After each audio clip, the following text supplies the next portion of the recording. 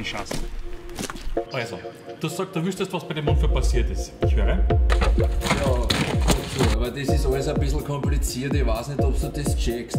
Der Heinzi Dobler und der Max Bauer, die haben sich am Anfang eigentlich überhaupt nicht leiden können. Ein Bekannter hat ihm diese nette Runde empfohlen. Er will auf die Gachen ein bisschen Marie verdienen. Wie sagt der Hans, die 2 Wochen alles Geld verstecken die ins Häusl. Schlechte! Ist schon klar, wo ist der Zusammenhang? Der Heinzi war natürlich nicht in der Lage, das Geld zum Auftreiben.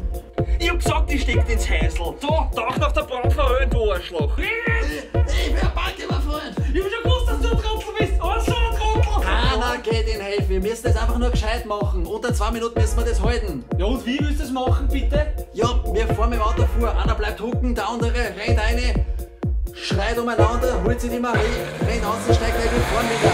Und das monatelang überlegt. Ja, schau dir an, wie willst du das überlegen? Du bringst jetzt ja nicht einmal jetzt zu irgendwas. Sag mal, was soll das heißen, hä? Der war am Ende.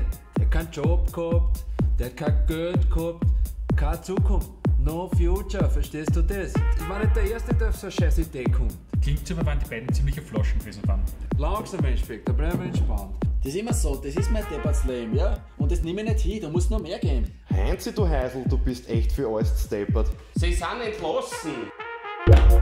Ja, der ist die einzige in dem kleinen Kaff da. Ja?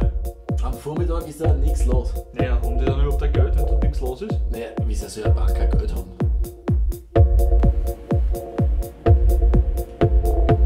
Die Spurtaschen, wo ist die Spurtaschen? Das Geld. Was denn? Ich hab das gegeben. Ich hab das gegeben zum Mitnehmen. Ah, der wird dir geben! Wo ist die? Wo ist die? Du hast gesagt, du nimmst es mit. Ja, da, nimm einfach das Sackel. Ein Billersackel?